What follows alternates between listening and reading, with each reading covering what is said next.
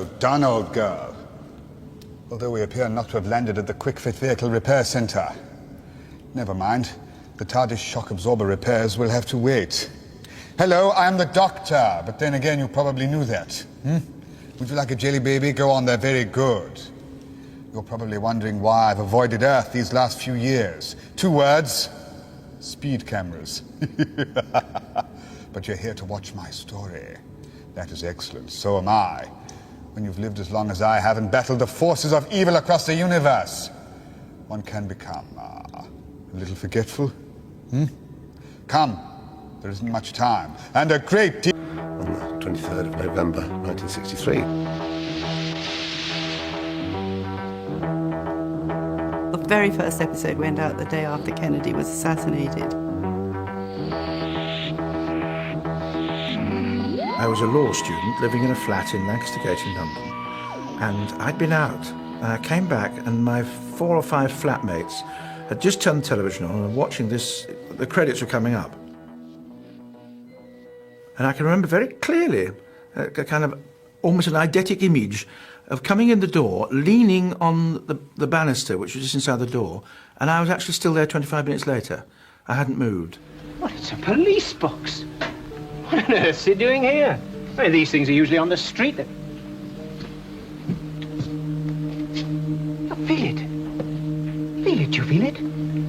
It's a faint vibration. It's alive. You had this little girl in this case, and the teacher was involved, I think, at school. And, and you were at school, so that whole idea of someone coming along mysteriously and taking you off, telephone box, the police call box, to space was fantastic. I believe these people are known to you. They're 2 of my school teachers. What are you doing here? Where are we? They must have followed you. That ridiculous school. I knew something like this would happen. There was a frisson of excitement. The media seemed to sense this was something very, very new and very exciting. Susan, listen to me. Can't you see that all this is an illusion? The whole story was just mesmerising. And I remember seeing it and thinking, hey, this is fantastic. I was born in another time, another world. Now, look here, Susan, you... Oh, come on, Barbara. Let's get out of here. I had been working at ABC Television as a production assistant in the drama department, the head of which was a man called Sidney Newman, who went to the BBC as head of drama and phoned me one day out of the blue and asked me if what I knew about children, and I said nothing. Verity, of course, Verity Lambert, was absolutely amazing. Not the least for the fact that she was a most wonderfully talented person, but she was a most wonderfully talented young female person. Doctor Who was a really wonderful programme to work on because it had a format, but it was such a flexible format, you could do almost anything you wanted. It's all very interesting. Yes, that's very, very, very, very interesting. Doctor Who himself as a character was an enigma, really. Have you ever thought what it's like to be wanderers in the 4th dimension? Have you? The basic character of the Doctor is that he's a hero. He's an old-fashioned, honourable hero. When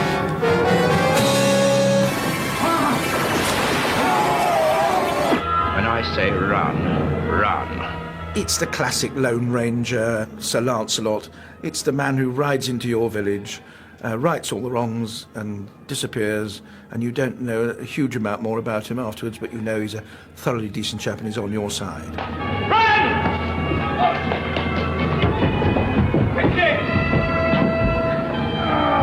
To me, you're kind of anti-hero.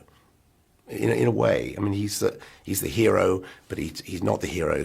He's not a gun-tooting sort of guy at all. Arun, Arun, Arun, Arun, Arun, Arun. He's mysterious, and we absolutely adore mysteries, especially benevolent, mysterious people. Well, I must say you seem quite partial to all the Venusian lullabies. He always tries for a peaceful resolution to any problem, but he never does it, otherwise you get a boring show, but he does try. I command it! There will be no battle! Unlike so many science fiction heroes, They're all dead, you know. he is flawed. He can make mistakes. There should have been another way. In a way, like a bit of a god, but he's also, you know, a bit of a, you know, kind of a, you know, frail human being at the same time.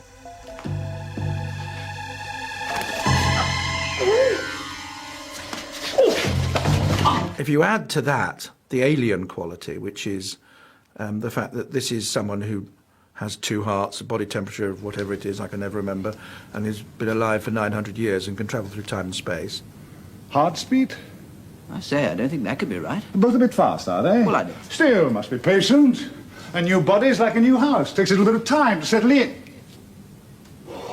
There's one sequence in the second story where they're trying to escape. They're in the time of the cavemen, and they're carrying a wounded caveman with them who's slowing them down. Water. And the doctor picks up a big rock and wanders thoughtfully up to the wounded caveman. Let go of me. What are you doing? Well, And it's quite obvious that he's thinking of polishing him off so they can get on with their escape. Now, you never had anything like that afterwards. You don't expect me to carry him, do you? Do you want the women to do the job for you? Oh, pretty well. William Hartnell, the first one, actually had a rather darker side than most. He could be very grumpy, very... I mean, I always said Bill Hartnell played him as a grumpy old man because he was a grumpy old man. Don't call me Doc. Now, do I make myself clear? What do you think it was, huh? I got on very well with Bill. I mean, he was a very kind man who had could be quite irascible, basically. Now, I suggest we take a walk along the beach and try and find a spot where the cliffs run down to sea level. Yeah, but that could be miles. It'd be much quicker to go up here. Yes, so possibly it might, but I'm not a mountain goat, and I prefer walking to any day, and I hate climbing. William Hartnell I absolutely adored as the Doctor. I later found out that all that wonderful kind of doddery acting, eccentric acting that he did, all that sort of wandering around the set was to look at his lines because he hadn't managed to learn them properly. So he had them posted all over the set. That is the dematerializing control, and that over yonder is the horizontal hold. Up there is the scanner, those are the doors, that is a chair with a panda on it. Sheer poetry, dear boy. Now please stop bothering me. I remember in one episode, I can't remember what it was, but I was doing some real acting, big gestures, and Bill took me on one side and he said, Peter, he said, you know, television, very small. He said, well, gestures up here, around your face, because they can't see them if you do big. Now, if you watch Bill, that's what he did all the time. He said, you know? Yeah, but that can be very, very dangerous. Very dangerous indeed. Our first studio was in a place called Lime Grove, which doesn't exist anymore. And it was so old-fashioned. It didn't even have a lighting console. It had lighting dimmers around the wall. Wilderness. Studios used to get terribly, terribly hot. And so sometimes it literally got so hot that the sprinklers would come on and we'd get drowned. There. Can you hear it? The sound of water. Small budgets had been the bugbear of Doctor Who. Never were they enough, and the resources were never enough to do the sort of programme that the audience figures warranted. We had a budget of £2,000 a half hour. And with that, we had to pay the actors. We had to do all the special effects, which I know people sort of laugh about. But the people who made those had to be so imaginative because they had to make them with very little money. At the end of the first serial, where our ratings were not bad, but they were sort of average, there was a real wobble going around the BBC, so it was crucial that whatever we put on next was very good, and we only had the Dalek serial ready to go.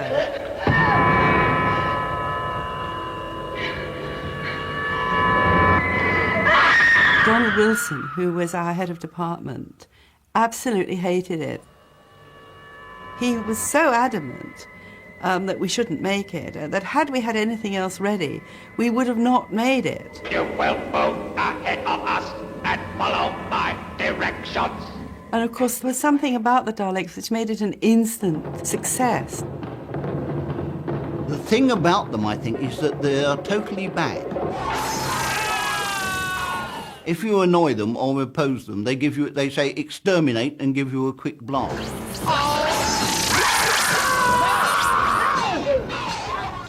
And I think this appealed a lot to children. Exterminate the Doctor! Exterminate the Doctor! Exterminate the Doctor! I think Doctor Who played a lot on the fears we were growing up with. You know, the Daleks were kind of like fascistic. Those images of tanks in the First World War coming over. A Dalek looks like one of those in a way. Inside a Dalek is a nasty squiggly thing, and every now and again you can blow one up, and this thing goes, and it's always a great moment. Daleks had people in them who would move them around the studio. Inside the Dalek, it was claustrophobic. What we had was a seat, bit of wood across, and the top was put on you, very heavy, and you would plug in your electrics. You had inside this headpiece a button for the lights. Beep, beep, beep, beep, beep, beep. Is operating the time machine. The eye at the top. We used to tie ourselves in with a rope so that when we moved, the Dalek moved, and you became almost part of it. Bloody annoying they are when they hit a pebble on the floor and fall over. So you have to do the scene again and again until the Dalek gets it right. And then we had two or three people over at a desk with microphone, sort of one of those sort of sports-type microphones, and a monitor, and they would be doing the voices for the Daleks. I cannot see! My vision is impaired! I cannot see! They were my favourites because they were the children's favourites, you see. One of the other ingredients in the show's success was the concept of regeneration, of the Doctor regenerating, because normally, if an actor decides he doesn't want to do the show anymore, there's no show. At the end of the William Hartnell era, he said, "Oh dear, this old body of mine is getting a bit worn out. It's time I had a new one." And he collapses and reappears as Patrick Troughton. And it looked amazing that these two faces kind of changed. And then the Doctor sort of emerges saying, oh, this is a strange sort of face. Remember what he said in the tracking room? Something about this old body of mine is wearing a bit thin. So he gets himself a new one? And there we were, and history was being made. We'll see about that. We'll see about that. Here we go again. I wonder where it'll be this time. Yes, I wonder. If it had been given at that point to an actor who didn't make it different enough and yet the same enough for it to work, it would have foundered at that particular hurdle and disappeared forever. And Patrick was so different from William Hartnell. I mean, that kind of impish cosmic hobo he's been described as.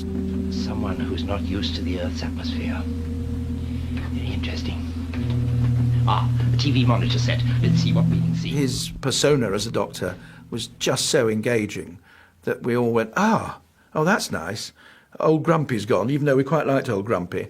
And now we've got this guy that's a bit of fun. Come on, let's go and join him. Come on, Victoria. You look very nice in that dress, Victoria. Thank you. Don't you think it's a bit... A bit short? Oh, I shouldn't worry about that. Look at Jamie's. Hey, I'll have you know that... Oh, aye. Come along. Come along, let's go and see what the others are doing, shall we? Come along. When Pat came on board, the fun started to happen and the magic started to be made. Doctor, at last! Right, sit back! Let go of me! Let go of me! Let go of me! Father, you've got him. What are you going to do with him? You see, come on. Wake up. He's got my leg! Doctor, come on! Come on! It's no use! Pull!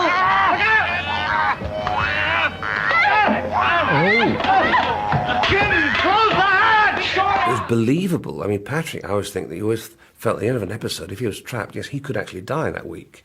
He had this sort of wonderful way of being comedic and dramatic. Excuse me.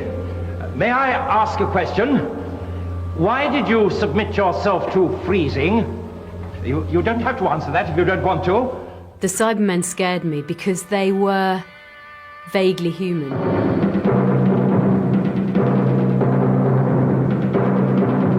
They had these horrible mouths that clicked open and just a stream of words would come out. We will survive. We will survive. And then they'd shut again. And they were so sort of inhumanly human. I had nightmares about them, and my mum actually stopped me watching for a while.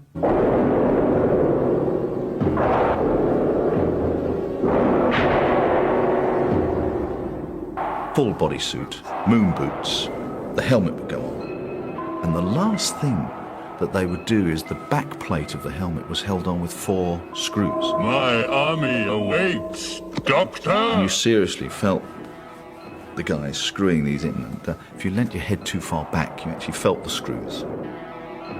You knew once you were screwed inside that was it. You get real street cred, having been a Cyberman. That's a huge plus. I suppose the only one bigger than that would be Darth Vader. To me, you know, the unsung heroes of Doctor Who are those actors and actresses who played, you know, those monsters and creatures from the deep.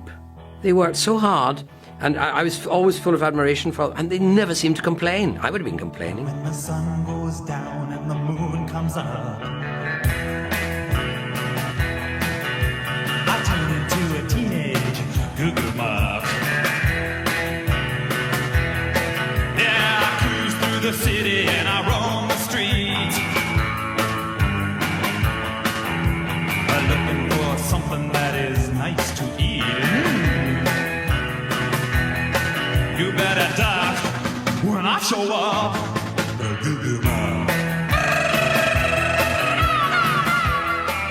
I've always enjoyed reading the script and the writer saying, you know, he will menacingly walk towards the Doctor.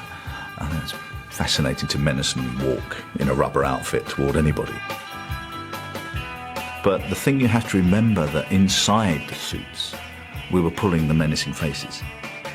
We were doing our damnedest inside there to scare you all, and I hope we succeeded. I remember that I was particularly terrified by the sea devils. And as children, we used to go to the beach for the weekends, and I used to lie in bed thinking, the sea monsters, the sea devils could be coming out of the sea any minute now. I better stay awake in case I hear them. The director decided that they looked too nude or slightly indecent or something, and he put them in little net dresses, and they looked absolutely bloody silly. Social call? You admire our technology. When the Zygons were trying to get in, they whispered. They were always saying, "Open this door." It worked a treat. Absolute treat. And fighting monsters is dead easy. Just walk away from them at a brisk pace and you're safe. You are dead, Doctor. It had been on for 2 or 3 years with William Hartnell, another 3 years or so with Patrick Troughton, and that's a good life for a television show. You know, you've had 5 reasonably successful years. Audiences were beginning to tail off a bit, you know, and I think there was a feeling, well, OK, you know, it's had a good run, we'll do something else. You'll need to be angry if you kill me. I'm a genius. What saved Al Bacon was that they couldn't think of anything else. You know, they tried various things, and none of them seemed to be much good. And so they said, all right, we'll do another year of Doctor Who and see what happens then. We have noted your particular interest in the planet Earth. The frequency of your visits must have given you special knowledge of that world and its problems. Yes, I suppose that's true. Earth seems more vulnerable than others, yes. We were in the grip of decisions that had been taken, you know, before we really took over. And there were 2. One was to have the Doctor exiled to Earth. In exile? You will be sent to Earth in the 20th century and will remain there for as long as we deem proper. Secondly was to have longer serials, 7-parters, rather than 4s and 6s, you see, neither of which we liked. Is this some sort of joke? I refuse to be treated in... What are you doing?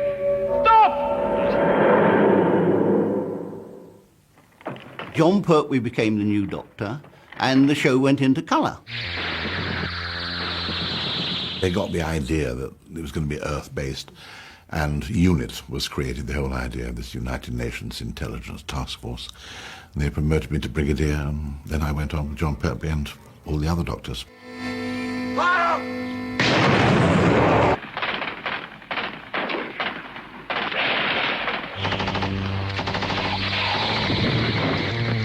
I love the UNIT stories, and I love, the Brigadier Nick and the whole UNIT team. And any one UNIT story is fine. If you've got to do 4 or 5, one after another, it's very hard to make them different. Well, that means we're in trouble, doesn't it, sir? Yes. For the next season, we made up our minds that we would have as much variety as possible. We'd have Summer on Earth because we loved UNIT and Nick Courtney as the Brigadier and all the rest of it. That was lovely. But we didn't want it every time. I want to go back to Earth. But do you realize how long I've been confined to one planet? All that talk of yours about traveling in time and space, it was true. Well, of course it was true. Before I was stranded on Earth, I spent all my time exploring new worlds and seeking the wonders of the universe. But you don't know what's out there. Then let's find out. Of course, there are certain elements of Doctor Who that are absolutely sacred and can't be tampered with. First and foremost, the TARDIS. TARDIS stands for Time and Relative Dimension in Space, which I'm sure you know. Sure everyone knows. A thing that looks like a police box standing in a junkyard. It can move anywhere in time and space? Yes. Quite so. But that's ridiculous. It's a wonderful device for making stories.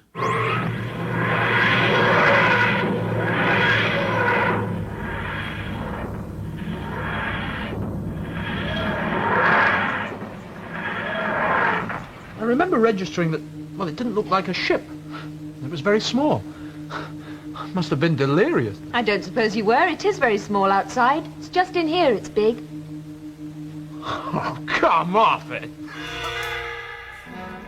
My only reservations about the TARDIS was I thought that it should have been much bigger on the inside.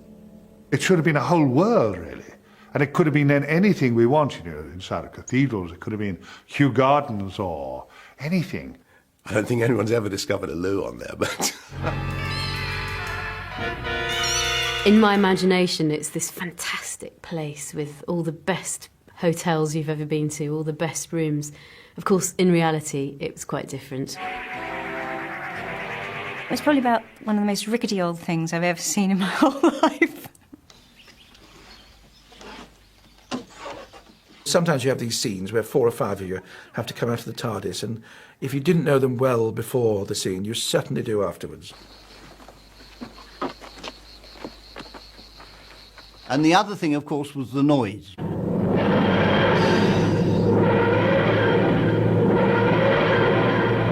I took my mother's front door key and I put it down the bass strings of an old piano we had.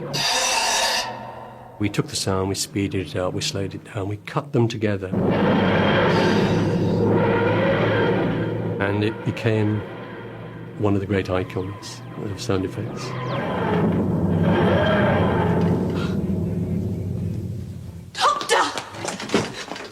I don't know whether they expected John to do what John did.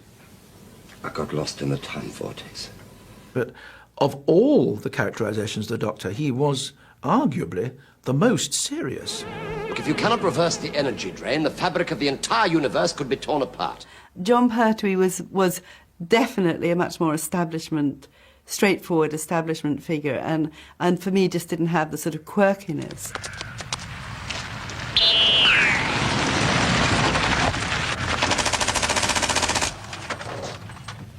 Doctor, what on earth's going on? Thank you, Brigadier, for that timely intervention. Who is that creature? Yes, well, I'll explain about him later. Excuse me, old chap. He didn't like scientific gobbledygook, lines with things like multi-phasing image banks or something. He tended to stumble over that, and he would always grumble about them, you see. And one day I was in rehearsal, and John called me over and said, this line here, Terence, he said, reverse the polarity of the neutron flow. And I said, oh, well, I suppose it is a bit of a tongue twister, you know, do you want me to try and simplify it for you? And he said, no, I like it, he said.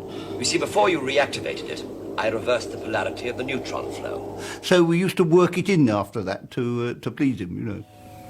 Well, I've reversed the polarity of the neutron flow, so the TARDIS should be free of the force field now. Doctor, what are you doing? I'm reversing the polarity of the ultrasonic screwdriver's power source.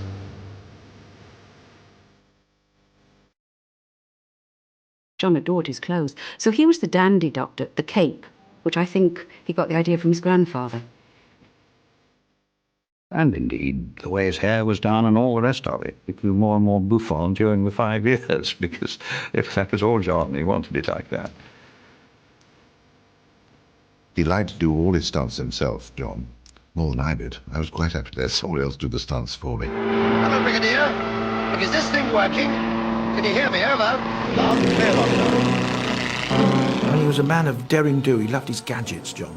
The stories abound about him nearly demolishing an entire camera crew when he was driving a hovercraft once.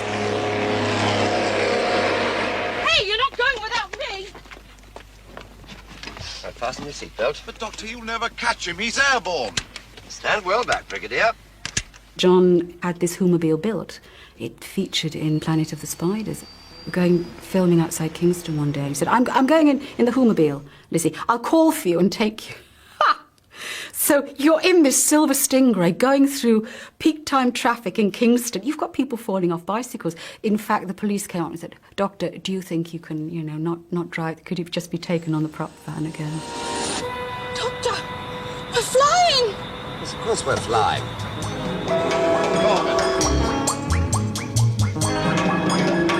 Once upon a time, I conquered outer space, leaving Earth behind for quite a different place. Through the stratosphere, I rocketed and soon I did the cha-cha on the moon. I knew how to get there, but to my surprise... Another standard ingredient of Doctor Who is the companion. Now, I had a very old-fashioned idea about the female companion, was that basically her role was to scream and get rescued by the Doctor. If screaming is in the script, screaming you do. But they said they did think it was a bit too much, and it was very frightening for the children. There's another one! And my children watching at home with me go off saying, Dad, is Mummy coming home tonight? A little bit worried, you know. With the growth of feminism, it became impossible to get away with this over the years, and there were indignant demands for stronger, more positive female characters. Well, I've been checking up into this whole question of time travel. Well, you should have come to me. I know all about time travel. I know you know about it, but what I'm interested in, Doctor, is other people who know about it. Oh, are there any? Oh, one or two have dabbled. Oh, fascinating. The trouble is the Blinovitch limitation effect. If they could overcome that, they I possibly... think someone has. I was given my character by Barry Letts, and he wanted someone who would come in, who would ask questions, ask for what they want, be quite feisty. Oh, there's always something you can do. It's just a matter of working out what. So what they gave me as a tag to be this questioning woman was journalist. What's happening? You're asking questions again. You are there as a vehicle to ask all those questions that the audience want to ask. Why are we doing this, Doctor? Why are we going here? Why is this happening? Why weren't you blown up? I'll explain one day. It's a neat trick. What is Soana? A machine that's become a living creature. An omniscient computer with schizophrenia. What are you doing? Telepathic circuits. John started getting itchy feet. And he said to me, he said, the programme is changing. And he said, I'm getting to the point where I think that I'm not getting offered work because people think I'm Doctor Who and I'm going to be Doctor Who forever. I really think I ought to leave. If I could leave, I would. If only to get away from people like you. Doctor? And your petty obsessions. And I had to find another Doctor Who. A difficult problem. The head of department phoned up and said, how's the search going? And Barry said, not too well, And he said, well, there's this chap called Tom Baker. Would you care for a jelly, baby? He was an interesting actor with a fantastic physical presence. He was tall and large, a wonderful sort of expressive face, and a marvellous voice. Homo sapiens. For me, that was one of his most important assets. Invincible species. It's only a few million years since they crawled up out of the mud and learned to walk. Puny, defenseless bipeds. They've survived flood, famine, and plague. They've survived cosmic wars and holocausts. Now, here they are, out among the stars, waiting to begin a new life, ready to outsit eternity. Doctor Who, when I was playing it, was just Tom Baker. It was the kind of idealized Tom Baker who was totally in control of a situation because I knew the lines. What is he saying, Doctor? I do not understand. Can't make ends meet. Probably too many economists in the government. These taxes, they are like sacrifices to tribal gods? Well, roughly speaking, but paying tax is more painful. You have a very proprietal view of the person you cast, which was William Hartnell for me. So I think the nearest for me was Tom Baker, who was very, very eccentric. Even the sonic screwdriver won't get me out of this one. When people said I was eccentric, you know, that jolted me slightly. I wasn't aware of being so eccentric. I just had a chance, you know, to be an alien. Are you listening to me, Romana? Yes, of course I'm listening. If you're not listening, I can make you listen. Because I can do anything. As from this moment, there's no such thing as free will in the entire universe. There's only my will, because I possess the key to time. Doctor, are you all right? Well, of course I'm all right, but suppose I wasn't all right. Now, this thing makes me feel in such a way. I'd be very worried if I felt like that about somebody else feeling like this about that. Do you understand? I said, Tom, your life is going to change. And he said, oh, do you think so? I said, yes, I don't think you quite realise how. And after the first episode of Robot had gone out on Saturday, 1.5 hour, he said, do you know, he said, people were staring at me in the tube. I said, well, I warned you. And his life did change from that moment on. I was suddenly famous, you know, and the press were after me, and girls who found me utterly revolting now found me irresistible. Scrupulous about being, a bit like being Santa Claus, you know, being the doctor in public where children were, and he was terrific, and he loved it. Hello? Oh. How odd. I usually get on terribly well with children. I must say, I hope nobody will mind, and they can't sack me anymore because I'm not there. Anyway, they'll have to be quick. But I didn't always read the scripts, you know, it was terrible. So I never quite knew what was going on.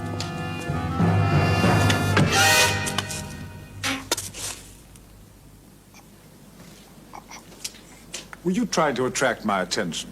Everyone says to me, where's your scarf? Now, the only doctor that wore a scarf was Tom.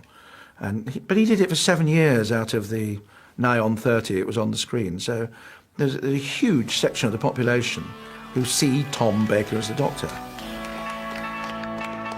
Tom had nagged me to, did he really need an assistant? Did he really need it? Well, you need an assistant because the doctor's got to talk to somebody, and you have to have someone to go and get into trouble so the doctor can find them. Hello. Hello, did I start? So suddenly I was confronted, you know, by this feral creature, so very well played by Louise. No, I'm the doctor. What's your name? Leela. Leela. Would you like a jelly baby? It's true then. They say the evil one eats babies. And suddenly, you know, there was Leela, and she was all woman, you know, not a young girl at all. So I got a bit of a shock. But anyway, it was terrific because the costume designer had really given her a sort of virtually a page 3 girl outfit with a knife and all the rest of it. I thought I was going into a kiddies' TV programme, you know, stepping into the sort of William Hartnell era. But by this stage it had sort of moved up a notch, and in a way Leela caught the crest of a feminist wave, with her feistiness and her, you know, being very outspoken and slightly aggressive. And I suppose it's naive of me, but to dress someone in a leather leotard and put them on after the football results, inevitably there's going to be a lot of male interest, which I absolutely was not expecting.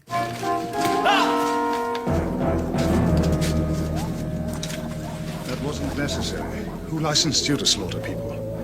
No more Janus thorns, you understand? Ever. I loved all the violence, as long as it wasn't the violence that was recognizable. Now drop your weapons, or I'll kill him with this deadly jelly baby. Kill him then. What? Kill him then. I don't take orders from anyone. Take me to your leader. One of the problems we had all the time was the level of violence.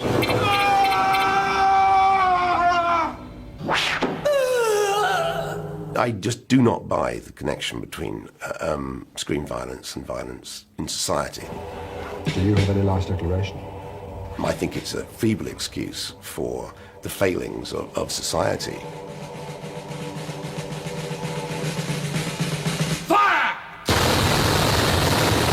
It never bothered me at the time, I must admit. Call me irresponsible, it did not bother me. There's got to be violence because it's an action-adventure show and your villains have got to be fighting. They've got to kill people, you know, they've got to be malevolent. No, I will not tolerate his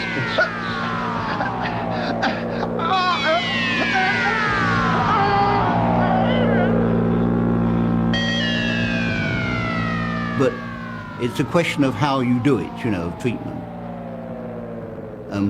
Occasionally we would go over the line and get into trouble. What's this thing doing over here? The boy's attitude, I can't... We had a troll doll, a plastic troll doll, which was used by the villain to assassinate people. And under the influence of heat, it came to life and set about people, you see.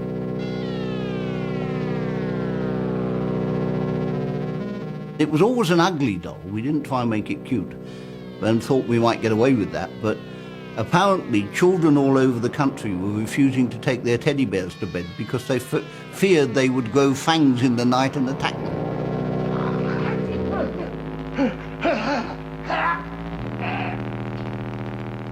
John, are you all right? John? But on the other hand, the viewing figures were going up all the time, so it wasn't all that serious, you know. Kids like being scared. You know, why do we still like horror movies, you know? The number of people that say to me, oh, I watched it from behind the sofa. But the fact is they watched it. Most shows were a mixture of terrific visual effects. And then there'd be maybe a quarter of the show where the effects didn't work. I love the cheapness of it. The costume that was built for the Wirren, which was like a sort of big green caterpillar. And there was this brilliant new material called bubble wrap. So this poor artist, dressed in this costume, like a sort of great condom, actually, everywhere he crawled, because the floor was expanded metal, these things started to burst.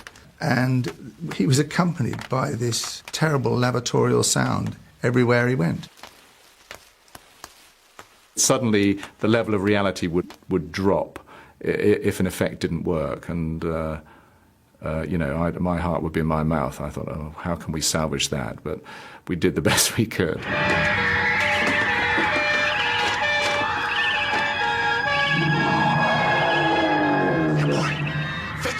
I began to realize that I was not much fun to work with from the point of view of the producers, because I got very, very opinionated. I thought that I knew what worked. It meant, you know, that I was quite difficult to deal with. You know, Kenine, sometimes I think I'm wasted just rushing around the universe saving planets from destruction. With a talent like mine, I might have been a great slow bowler. And so when I offered my resignation, I was quite astounded at how swiftly it was accepted. It's the end. But the moment has been prepared for. There was a character that was meant to turn out to be me or the Doctor's next regeneration. And I forget now after all these years whether he was called the Watcher or the Lurker. It was something bizarre like that. And it was also, it looked like he was mummified. It had to go from Tom into Tom with a white face, into some other person with more of a white face, and then slowly into me, dissolving into me. And that was the beginning of me as the Doctor.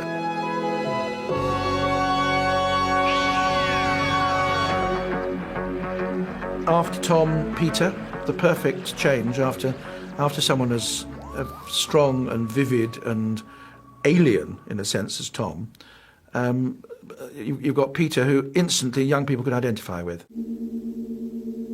I mean, I thought I was very wrong for it. That's the trouble with regeneration. You never quite know what you're going to get. I couldn't imagine me watching myself playing the Doctor, really. But you know, once I started on it, as you do, you know, you find your way into it. We came up with this idea of my outfit being sort of based on a cricketing outfit. And I do like cricket, and I'm not good at cricket, but I'm not terrible either. And we had this sequence in which I was playing in a match. And the idea was I had to bowl this person out. Well, now the chances of doing that in reality are fairly slim. And I actually did run up, I bowled the ball, and I bowled him out. Which was a bigger thrill for me than anything in the entire series. It's actually on camera. You will see me bowl this person out. Brilliant. Ripping performance, old boy. Come up to the house and meet the mater. I inherited 3 companions, and I was only allowed to put my arm around the male companion. Wasn't allowed to put my arm around the female companion in case people thought there was hanky-panky going on in the TARDIS. This way, come on. My 2 female companions were covered from head to foot. The 0 room door, I heard it slam. And the next season, they miraculously lost most of their clothes. There are some absurdities in the stories that you're doing, and some very funny dialogue sometimes, and you know, you are talking face to face with a giant rubber monster, and you have to kind of get that laughter out of your system, otherwise you just won't be able to get through the studio days. And that was sometimes difficult, because I've always been a bit of a giggler if things start to go wrong, and if you've ever been in that position, things just get worse. And the only way I could ever stop myself, before I was doing Doctor Who as well, ironically, was to remember a scene from Doctor Who when I was young, of them going into a cave, I think on the moon, I've no idea what story it was, and seeing these figures behind iced over figures. And it was so frightening at the time that it would always bring on that same memory when I remembered it while I was laughing, and immediately I'd stop. What's quite interesting about the guest stars that come into Doctor Who is that they were very, very experienced and well-established actors, a lot of them. But many of them said the only time they got credibility from their family was for doing Doctor Who. Why are you doing this? The race? As a diversion. And the crews for the ships, you collected them from their different time zones just as a diversion too? They are ephemerals. Ephemerals? Beings like yourself.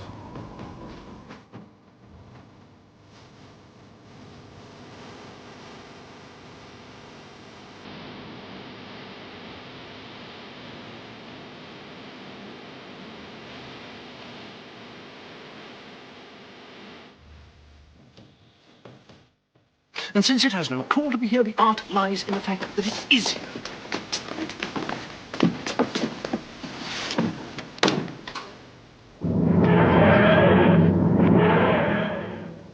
Exquisite.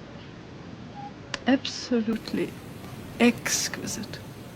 When Peter was playing the Doctor, I got a telephone call from my then agent saying that I'd been offered a part in Doctor Who and that it fitted perfectly within the schedule of work that I was about to do. Got to come with us, Doctor. But I remember saying to him, "Oh dear, I think that means I'll never be Doctor Who." And he said, "Why?" I said, "Well, I read somewhere that they've never cast the Doctor from within the existing cast of the show. So if you've been in it before, you don't get to play Doctor Who." I turned up and played Maxil in Arc of Infinity. The compound is guarded. If you try to leave again, my men will shoot to kill. See that the Doctor knows. I got to shoot Peter Davison. It was a Doctor. Good way to get his job, really, isn't it? Hello. I'm the Doctor. It was within a year John Nathan Turner, who was the then producer, Take them away. rang me up, asked me to come and see him because he thought of me to play the part. Much as I love Colin, you always feel a bit bitter about the person who's taken over from you. Because you suddenly have maybe just the very last doubt, should I actually have left? Maybe I'll change my mind. And also it's, there was more acting to do because I was my life was running out and I was running down and I was going to regenerate. Is this death? And when I watched it back, all I remember seeing is Nicola Bryant's cleavage bending over me. Perry. I think that's all anyone saw. And the camera was very cleverly just right down there. When I was doing my best acting, no one ever saw it.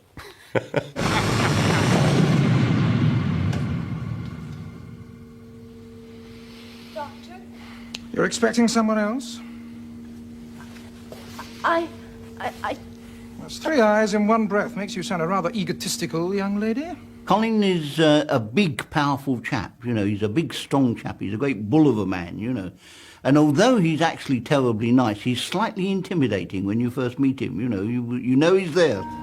You don't even know what a peerie is, do you? I just kind of wanted every opportunity I could to put the audience on the back foot, really. A peerie is a good and beautiful fairy in Persian mythology. The interesting thing is, before it became good, it was evil. When I took over, I was able to do that because the regeneration phased the Doctor, so he behaved quite badly. And that's what you are. Thoroughly evil. Doctor, stop it! The first couple of stories, people didn't like my Doctor. And the game plan was over the many, many, many years I'd be playing the part to unpeel the layers so we learn more about this character. The good thing about my costume was I was the one person who didn't have to look at it. I've never really understood why the Doctor has to wear the same thing throughout. Because all doctors do that. They might change slightly, but presumably there's a very swift laundrette on the TARDIS. Otherwise, he's a very smelly man.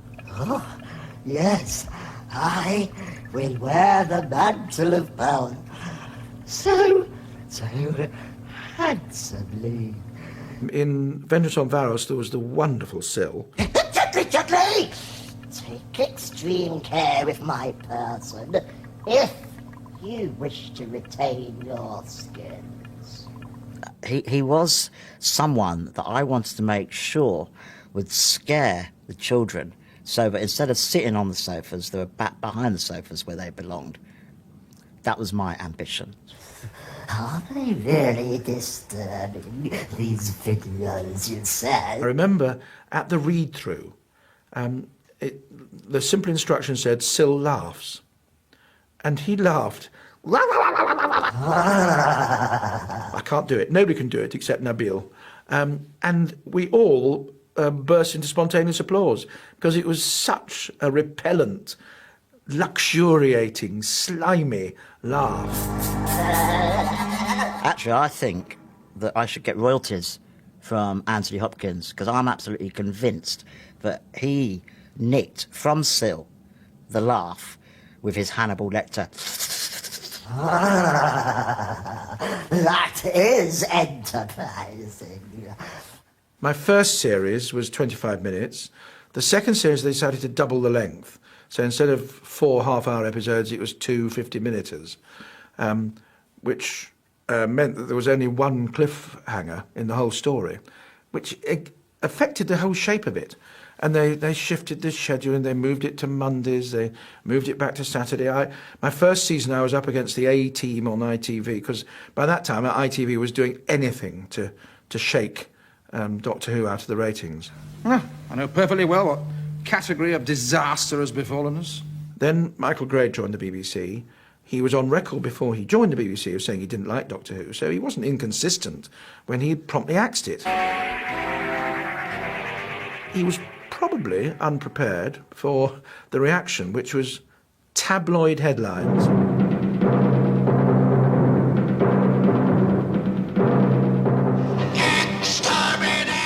I had a phone call from John Nathan Turner, by that time a good friend, saying I've got bad news and good news.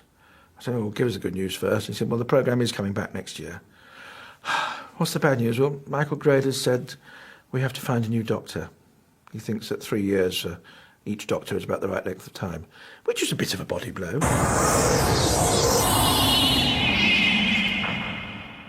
Because I declined to do the regeneration on the terms the BBC was then offering me, this poor old Sylvester had to get inside my costume and put a blonde wig on and lie on the floor and have Kate O'Mara do unspeakable things to him. Well, lucky myself. That's the man I want. Take him to my laboratory. And it wasn't me. I've never seen it. I ought to sometime.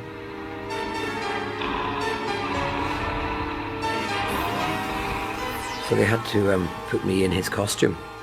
They lost me for 3 days because he's a big fella. People always said to me, you know, you'd make a really good Doctor Who. So it was from there, it came from without, really, rather than within. I thought, really? I also, I'm a scarf person. I wore scarves before Doctor Who, you know, and so, I mean, I think also, you know, I thought, wow, you know, me and scarves are very good. Hi, darling! Me, the Doctor! What's the matter? Don't you recognise your mortal enemy? Doctor! I thought the companion should be more involved with the stories and the adventure than some of the others were. Ace, you said 10 seconds. Nobody's perfect, Professor. The character, you know, of Ace was just such a wonderful character. The streetwise kid. Small human female sighted on level 3. What are you calling small? Under attack. Measurement pad. Reinforcements requested. We did a lot of our own stunts, most of our own stunts actually, and we sort of had a competition as to see who could do the most dangerous and daring stunts. Didn't realise that they were probably just saving money. I was meant to be doing that end of episode thing with, you know, holding my face up to the glass and, Doctor, Doctor, and... Doctor! And suddenly it's glass, this tank, and I noticed it bulge. And I thought, that's glass, it shouldn't bulge. It's dangerous. Get out! The tank burst. All the water poured out. I ran for some wooden stairs and shouted, switch off the electricity! And for a minute, I was no longer playing a superhero. I was one, and I'd saved the day. Get out! Get out! Move back, the water will suddenly... Everybody get back! Move back! Get the pump in! Get the pump in! We were filming in Dorset, in the deserts of Dorset. The power of the Ragnarok had been destroyed by me. And this power was going to manifest itself in a great wind that would blow out the tent as I walked past. And that would be its dying gasp. We have to do it. It's coming to the end. The light's going. It must be done. There's no way it can be done again. Too expensive. Blah. Oh, action. I walk past the tent. The whole world explodes. The whole thing goes completely bananas. Flames fly out, and I just know, I've got to keep going. I've no idea whether I have any clothes at the back, because the heat, the searing heat, I don't know if I had any hair left, skin, who knows, but I knew the front was still there, and I kept on walking. And as and then suddenly this huge smoke enveloped me, and that was it. I heard in the dark gloom, cut, rap, and applause, and that was it. And then it blew me out sky high. I mean, but they're always doing that. And they came around and they go, oops, a bit more than we had thought. I met this Doctor Who fan once, and he was so excited. And he said, oh, I'm such a big fan, and look, I've got these 25 books, could you sign them? I've got, all these postcards, I've got, this T-shirt, and my broken arm, and all that, sign all these things. Oh, Doctor Who's my favourite programme, and you're my 5th favourite Doctor. And it was like, And he did it with such, it was in that way, and it would just, he thought, oh, God love the man. I'm glad at least I'm not his 7th. I'm disappointed in you, Doctor. I expected you to choose your friends more carefully. Still, she won't be a friend much longer, will she? Well, I have a sort of view about the way Doctor Who went. That red-hot poker could cut through you like a knife through butterscotch. I have to bow, however reluctantly, to your logic, which leaves me only one alternative. alternative. You know, I would watch it and think nobody's really believing what they're doing here. They just think it's all rather funny and they're rather smart and clever, and I just it didn't work for me, I'm afraid. Big Ace! Open the oven door! They decided to put us up against Coronation Street, and we were not advertised at all when we came back for that season. We kind of snuck in. Suddenly we were on, and I had friends who didn't even know we were back on. So I think there was a desire to get rid of it then, up above, somewhere up there, and for whatever reason. But we were kind of ignorant of that because, you know, you've got to be an optimist, and we were taking all the positive things that were coming back. And so it was a bit of a surprise when I was told it wasn't carrying on. I was really sad, and so was Sylvester, because I would have loved to have had the chance to round the character off, to have seen what happened to Ace, really. Mine, I believe. Thank you.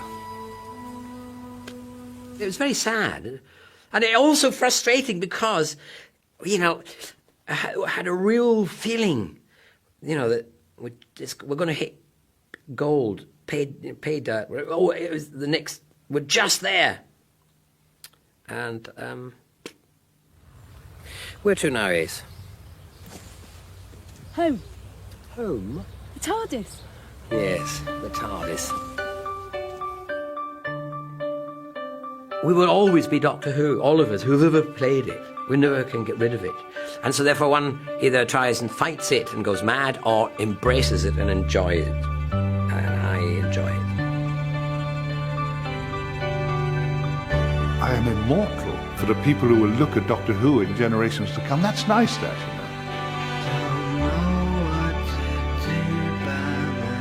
You know, I hear my little boy making up his own Doctor Who stories now, with Dr. Daddy in the leading role.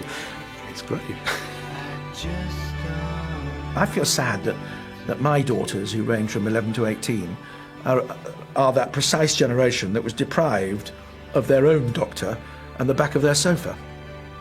We now hear that in a couple of years' time there's going to be a new one, and I'm quite excited as a viewer, as a father, as an audience member who remembers the tradition.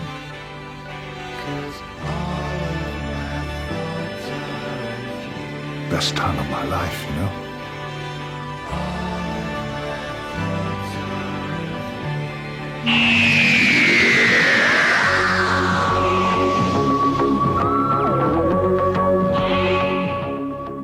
The memories. If you're a digital viewer, press your red button now to transport yourself to another dimension with BBC I and the new animated series of Doctor Who, starring Richard E. Grant.